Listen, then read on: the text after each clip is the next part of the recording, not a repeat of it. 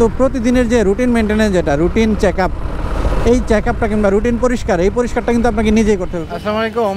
আপনার ব্যবহৃত বাইকটা আপনি দীর্ঘদিন কীভাবে ব্যবহার করবেন, একটা বাইক কীভাবে যত্ন সহকারে দীর্ঘদিন ব্যবহার করা যায়, বাইকের কী কী যত্ন নেবেন, মেনটেন্স সংক্রান্ত কী কী কাজ করায় রাখবেন সবসময়, সেই বিষয় নিয়ে আপনাদের সাথে আজকে কথা বলবো। আছি বনানীতে, বনানী থেকে এখন 300 ফিটের দিকে যাব। আশা করি ভিডিওটা দেখলে আপনারা একটা বাইক দীর্ঘদিন কীভাবে আপনার বাইকটা ব্যবহার করবেন সেই বিষয়ে একটা ধারণা পেয়ে যাবেন। একটা বাইক আপনি চাইলে 15 থেকে 20 বছরও ব্যবহার করতে পারেন, আবার একটা বাইক আপনি চাইলে 5-7 বছরের মধ্যে বাইকের লাইফ শেষ করে দিতে পারেন।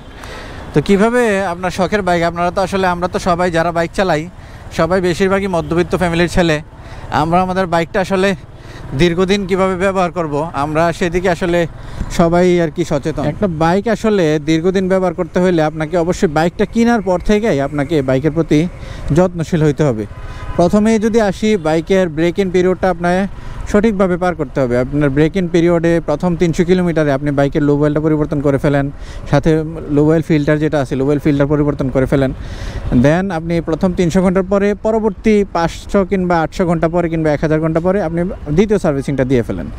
তাইলে আপনার এই যে ব্রেক ইন পিরিয়ডের মধ্যে, মানে একটা ইঞ্জিন যখন অ্যাসেম্বলি করা হয়, ইঞ্জিনের মধ্যে কিন্তু বিভিন্ন ধরনের ময়লা টয়লা এটা সেটা থাকে, যার ফলে এগুলো আপনার মোবিলের সাথে বের হয়ে আসে, আপনার ইঞ্জিনটা আর কি স্মুথ কাজ করে। এই জন্য ব্রেক ইন পিরিয়ডে আপনি প্রথম 300 এবং 800 তবে 1000 ঘন্টায় দ্বিতীয় সার্ভিসটা দিয়ে দেন। ব্রেক ইন পিরিয়ডের সময়কাল যেটা 1500 কিলোমিটার কিংবা 2000 কিলোমিটার, কোনো বাইকে 1000 কিলোমিটার, ওই সময়টাতে আপনি এই ব্রেক ইন পিরিয়ডের যে সময়টা, এই সময়টাতে আপনি বাইকে 2 জন নিয়ে পিলিয়ন নিয়ে আপনি বাইকটা রাইড করবেন না। আপনার 4 থেকে 4000-এর বেশি আরপিএম বাইকে উঠাবেন না। এই কিছু নিয়ম কারণে যদি আপনি ব্রেক ইন পিরিয়ডে মেনটেন করেন, তাহলে আপনার বাইকটা আর কি আশা করা যায় পরবর্তীতে ভালো একটা পারফরমেন্স দেবে। নাহলে কিন্তু আপনি প্রথম শুরুতেই আপনি বাইকের ক্ষতি করে ফেলেন এবং এটা সারা জীবন আপনাকে ভোগাবে। এই গেল একটা গুরুত্বপূর্ণ বিষয় নতুন বাইকের ক্ষেত্রে। দেন আপনি যেটা করবেন, আপনি সময় মতো বাইকের মেনটেন্যান্সটা করান। আপনি যখন আপনি যদি মিনারেল ইঞ্জিন অয়েল ব্যবহার করেন, তাহলে 1200 থেকে 1500 কিলোমিটার পর বাইকের ইঞ্জিন অয়েলটা পরিবর্তন করে ফেলেন, সাথে লো ওয়েল ফিল্টারটা অবশ্যই পরিবর্তন করবেন। কিপ টাইম করে আবার লো ওয়েল ফিল্টার পরিবর্তন করবেন না, এটা যেন না হয়। আপনি যদি সেমি সিনথেটিক ব্যবহার করেন, সেক্ষেত্রে 2000 থেকে 2500 কিলো পর্যন্ত আপনি একটা সেমি সিনথেটিক লো ওয়েল ব্যবহার করতে পারেন। আর যদি আপনি সিনথেটিক লো ওয়েল ইঞ্জিন অয়েল ব্যবহার করেন, সেক্ষেত্রে আপনি একটা ইঞ্জিন অয়েল দিয়ে 3-3500 কিলোমিটার পর্যন্ত আপনি পার করতে পারবেন, কোনো সমস্যা নেই। বাট আপনি ইঞ্জিন অয়েলটা যেটাই ঢুকান, আপনি টাইম মতো ইঞ্জিন অয়েলটা পরিবর্তন করেন। আপনি যদি মিনারেল ইঞ্জিন অয়েল দিয়ে 3000 কিলো চালাইতে যান কিংবা 4000 কিলো চালাইতে যান, কিন্তু সেক্ষেত্রে আপনার বাইকের মুভিং পার্টস যেগুলো আছে, মুভিং পার্টসগুলো কিন্তু ক্ষতিগ্রস্ত হবে। আপনার বাইক কিন্তু আপনি পরবর্তীতে পারফরমেন্স কমে আসবে বাইকের।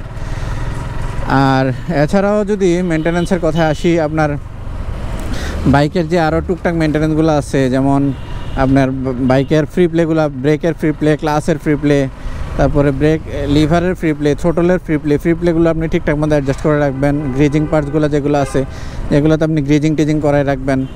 সব থ্রোটল কেবল নাট বোল্ট সব ঠিকঠাক মতো আছে কি না, তারপরে ফুয়েল সিস্টেমটা ক্লিন করাই রাখবেন। মানে যখন যেটা মেনটেন্যান্স দরকার, আপনার বাইকের ম্যানুয়াল বুক অনুযায়ী যখন যেটা চেঞ্জ করার প্রয়োজন হবে, ওই অনুযায়ী আপনি বাইকের মেনটেন্যান্সগুলো সঠিক সময় করান। আশা করি আপনার বাইকটা 15 থেকে 20 বছর আর কি টিকবে। আর রাইডিং কৌশলের কথায় যদি আসি, আপনি রাইডিং কৌশল আপনার আপনি যদি নিউ রাইডার হন, মানে নতুন আপনার এটাই প্রথম বাইক, সেক্ষেত্রে আপনি অবশ্যই শুরুর দিকে আপনি বাইক রাইডিংয়ের বিভিন্ন কৌশলগুলো আপনি আয়ত্ত করেন আগে। আপনি বিভিন্ন কৌশলগুলো, বাইক গিয়ার শিফট কীভাবে করতে হয়, বাইকের ক্লাস কীভাবে, কখন ক্লাস ব্যবহার করতে হয়, কখন ব্রেকের ব্যবহার করতে হয়, এই সব জিনিসগুলো আপনি একটু শিখেন আর কি। এইগুলো আসলে আপনারা ভাবতেছেন যে এগুলো নিজে হয়ে যাবে, বিষয়গুলো চালাতে হয়ে যাবে, কিন্তু ততক্ষণে আপনার বাইকের কিন্তু অনেক ক্ষতি করে ফেলবেন আপনি। এই জন্য জিনিসগুলো আপনি বিভিন্ন জায়গায় আপনি এই জিনিসগুলো পাবেন। আপনি ইউটিউবে সার্চ দিলে পাবেন, গুগলে সার্চ দিলে পাবেন, বিভিন্ন জায়গায় আপনি কিংবা বড় ভাই যারা এক্সপিরিয়েন্স বাইক রাইডার আছে তাদের কাছ থেকে পরামর্শ নিতে পারেন। এভাবে আপনি বিভিন্নভাবে বাইক রাইডিংয়ের বিভিন্ন কৌশলগুলো আপনি আয়ত্ত করে নেবেন। কৌশলগুলো আয়ত্ত করে এবং সেগুলো রাইডিংয়ের সময় আপনি এগুলো আস্তে আস্তে অ্যাপ্লাই করে আস্তে আস্তে বাইকটা রাইড করবেন শুরুর দিকে। তো এইভাবে প্রথমেই যদি আপনি বাইক রাইডিংয়ের বিভিন্ন কৌশলগুলো শিখে নেন এবং সঠিকভাবে বাইকটা রাইড করেন, তাহলে আশা করা যায় আপনি বাইক থেকে পরবর্তীতে ভালো একটা পারফরমেন্স পাবেন। আপনি যদি শুরুর দিকে নতুন অবস্থায় বাইকের ড্রাইভিং ঠিক মতো না যায় না, বাইক রাইডিংয়ের কৌশল ঠিকঠাক মতো না যায় না, যদি আপনি শুরুতেই বাইকের ক্ষতি করে ফেলেন, এই ক্ষতি কিন্তু আপনি আর সারা জীবনও পোষায় নিতে পারবেন না, কারণ আপনার বাইকের অলরেডি আপনি ক্ষতি করে ফেলছেন। এই ক্ষতিগুলো কিন্তু রিকভার করা কোনোভাবেই সম্ভব না।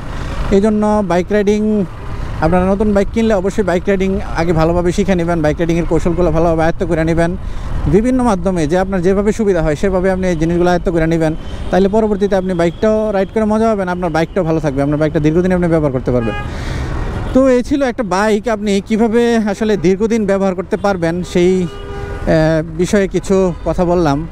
আপনি যদি এই বিষয়গুলো মেনে চলেন তাহলে আশা করা যায় আপনার বাইক থেকে পরবর্তীতে আপনি ভালো একটা পারফরমেন্স পাবেন এবং আপনার বাইকটাও দীর্ঘদিন আপনি ব্যবহার করতে পারবেন। আর যদি আপনি এই ব্রেক ইন পিরিয়ডও না মানেন, বাইকের মেনটেন্যান্সগুলো ঠিকঠাক মতো টাইমলি আপনি মেনটেন্যান্সগুলো টাইম মতো না করান এবং বাইক রাইডিংয়ের কৌশল না যাই না, আপনি উল্টাপাল্টা বাইক রাইড করে বাইকটাকে নষ্ট করে ফেলেন, তাহলে কিন্তু আপনার বাইক কোনোভাবেই 15 থেকে 20 বছর ব্যবহার করা সম্ভব না।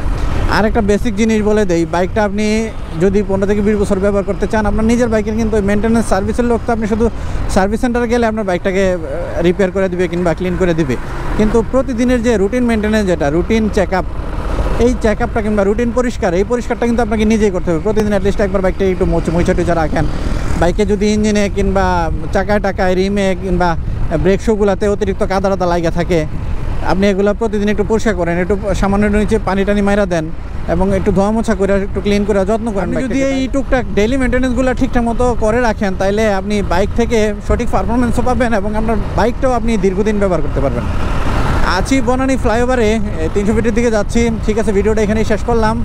আশা করি আমি যে এই কথাগুলো বলে দিচ্ছি এই নিয়ম যদি আপনি ফলো করেন, তাইলে আপনি বাইক থেকে ভালো একটা পারফরমেন্স পাবেন এবং দীর্ঘদিন আপনি আপনার বাইকটা ব্যবহার করতে পারবেন। তো ঠিক আছে, সবাই ভালো থাকেন, চ্যানেলটা সাবস্ক্রাইব করে দিবেন, ফেসবুকে যারা দেখেন তারা ফলো দিয়ে দিবেন। আজকের ভিডিও পর্যন্তই, আল্লাহ হাফেজ।